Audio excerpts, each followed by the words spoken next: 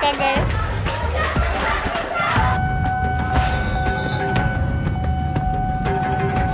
Ini social distancing. Ini bukan mudik Pak, ini pulang kampung. Roxy Square Jember.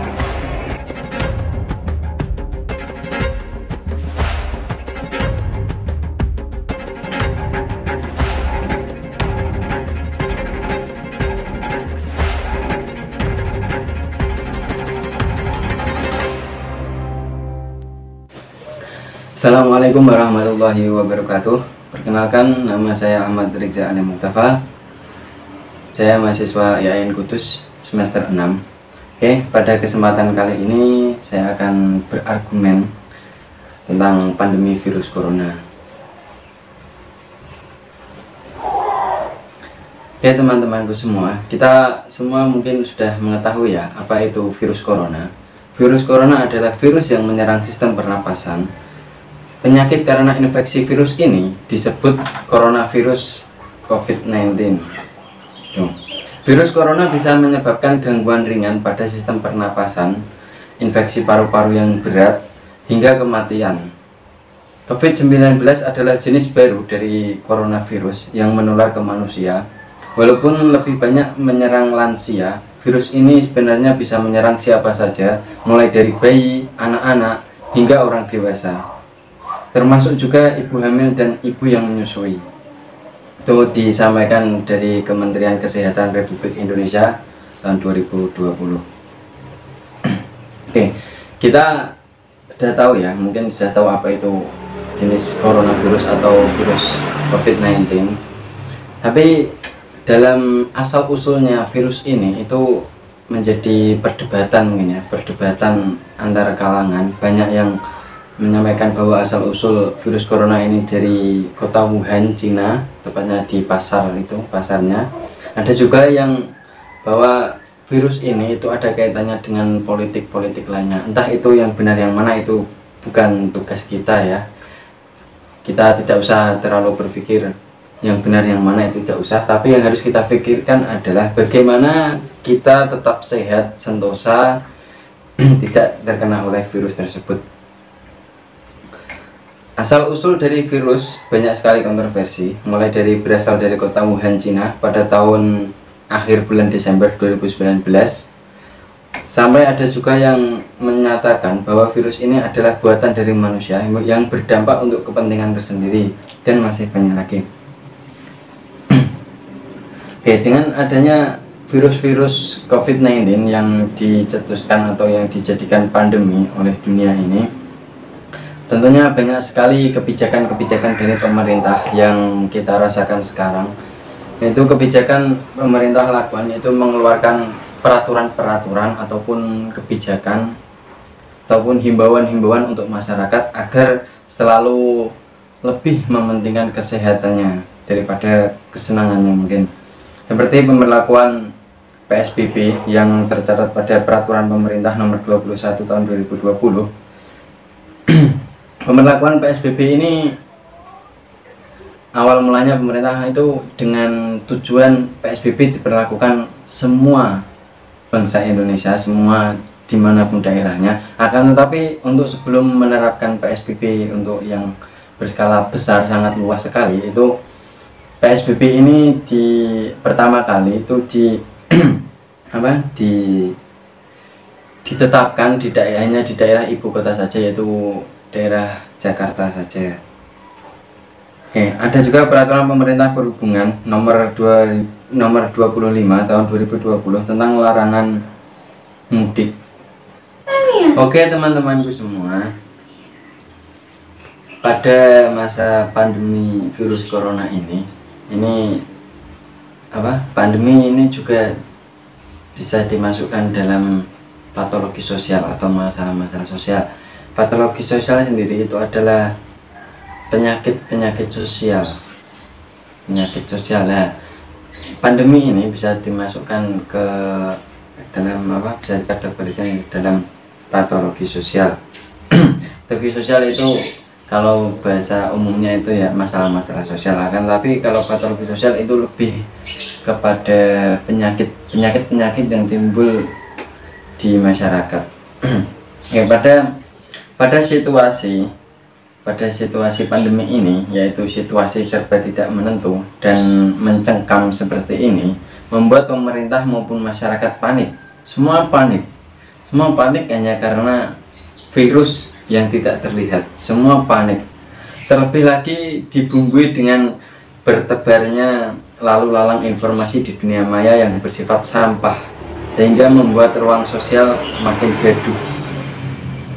Eskalasi keganasan COVID-19 yang semakin memuncak dibikin makin menakutkan oleh serbuan berita bohong atau berita-berita hoax yang menyesatkan dan tak kalah ganasnya.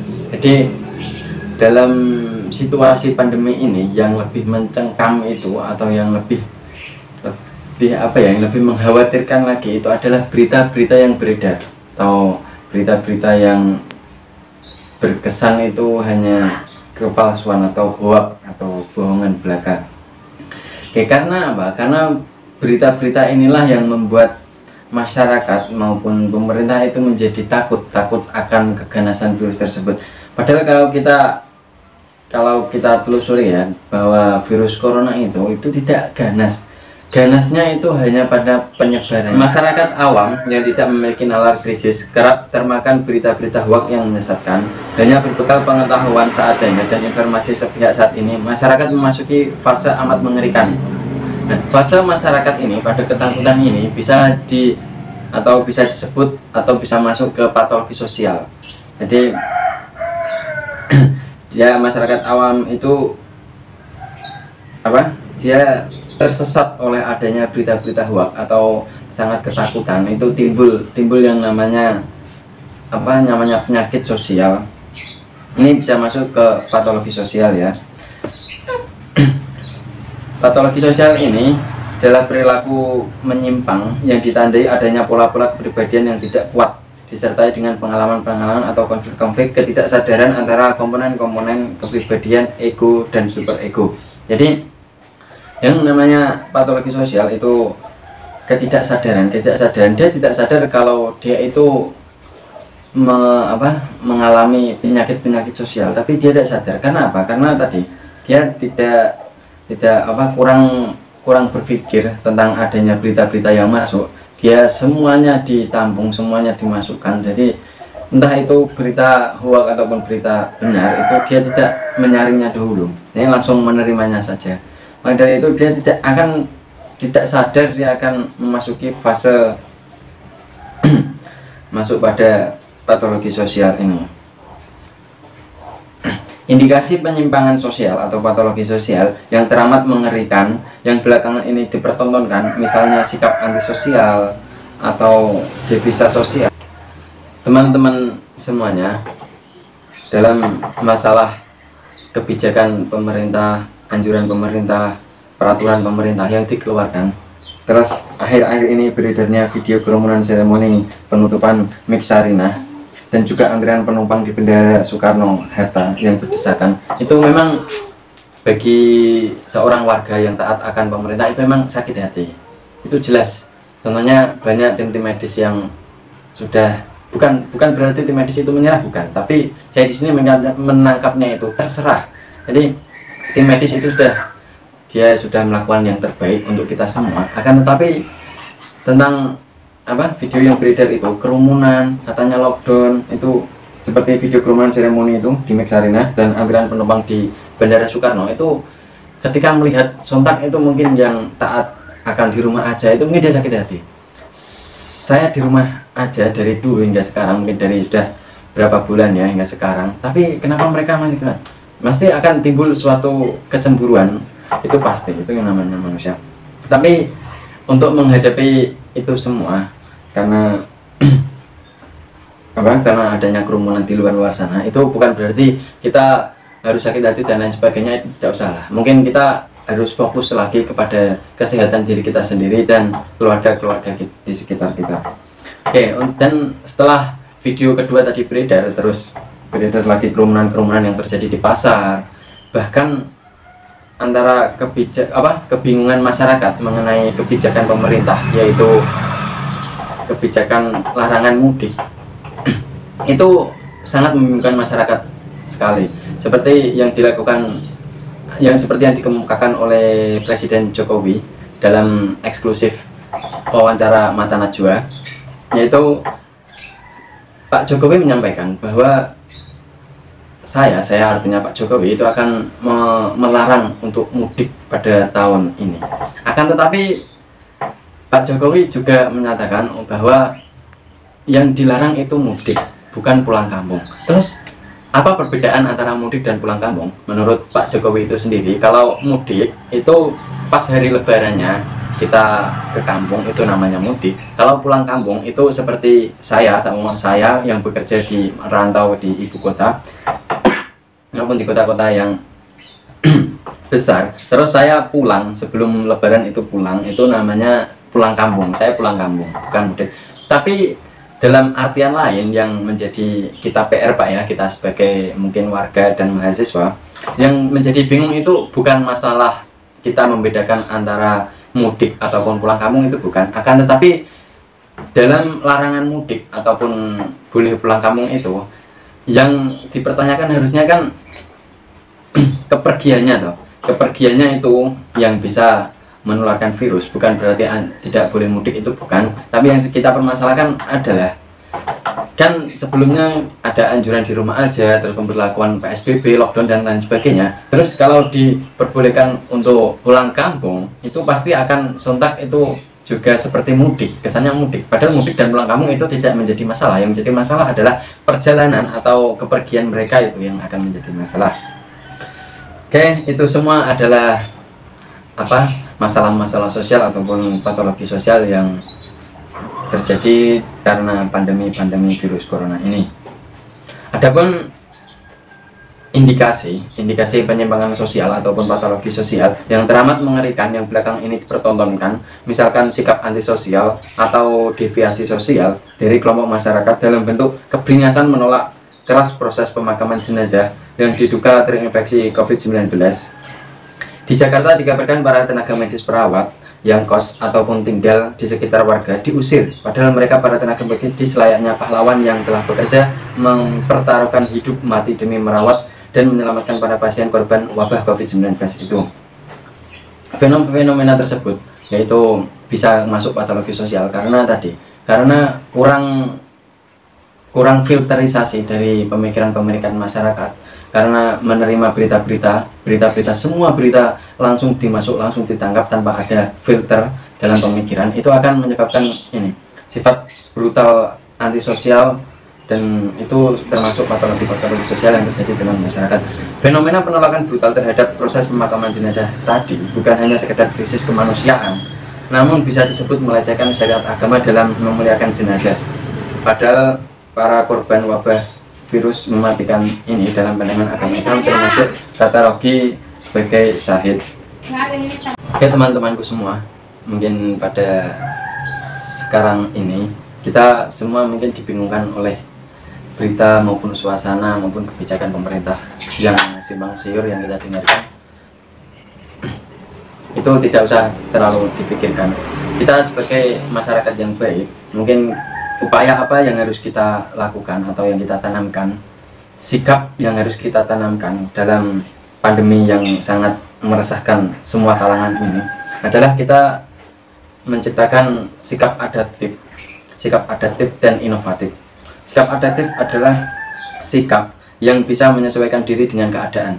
Jadi kita menumbuhkan sikap atau menumbuhkan sikap adaptif ini untuk menyesuaikan diri dengan keadaan, karena dalam keadaan seperti ini masyarakat harus menyesuaikan keadaan di tengah masa pandemi, terutama mentaati pemerintah dan mengindahkan himbauan-himbauan dari pemerintah, karena himbauan-himbauan dari pemerintah ataupun peraturan-peraturan itu sudah semaksimal mungkin. Karena jadi kita sebagai warga yang baik, kita itu bukan mengurusi atau menafsir peraturan dan lain sebagainya, itu tidak usah, kan, tetapi kita tetap mengindahkan. Jangan kalau pesan dari salah satu dosen saya itu jangan sering memperhatikan apa yang diberikan negara kepada kita, akan tetapi lebih pertekankanlah apa yang kita perbuat untuk negara kita. Ya seperti itu. Selain sikap adaptif, kita juga memerlukan atau diperlukan juga sikap inovatif di kalangan masyarakat untuk menerima ide-ide baru dalam mengatasi pandemi. Jadi setelah kita bisa menyesuaikan, pasti kita memiliki ide-ide baru untuk tetap menjaga kesehatan, untuk hidup sejahtera dan sehat selalu. Ide-ide baru ini tentunya tidak jauh dari berita-berita baru ataupun peraturan-peraturan baru, supaya paham betul bagaimana cara memilih dan memilah mana. Setelah sikap adaptif dan inovatif, diperlukan juga penggalangan masyarakat dalam integrasi masyarakat bersatu melawan corona. Karena kita ketahui tadi yang sudah saya sampaikan, bahwa patologi sosial yang terjadi dalam pandemi ini adalah seperti munculnya sikap-sikap antisosial dan lain sebagainya. Itu tentunya sangat menjadi masalah besar ya dalam masyarakat kita. Tetapi dalam yang hidup di desa maupun di kota, seharusnya pemikiran kita lebih maju, lebih cerdas dan lain sebagainya. Bahwa kita memerlukan sikap adaptif dan inovatif. Kita harus bersatu melakukan integrasi masyarakat, entah itu berskala kecil maupun besar. Kita bersatu melawan virus corona, menciptakan kekompakan, kebersamaan dan persatuan di kalangan masyarakat, dan menjunjung tinggi peraturan dan himbauan dari pemerintah tentunya. Terima kasih, itu mungkin sedikit argumen dari saya. Bila banyak salah, saya minta maaf yang sebesar-besarnya. Terima kasih. Assalamualaikum warahmatullahi wabarakatuh. Di rumah aja, tetap jaga kesehatan, jaga keluarga, jaga orang-orang yang kita sayangi. Idul Fitri. Minal aidin wal faizin, mohon maaf lahir batin. Assalamualaikum warahmatullahi wabarakatuh.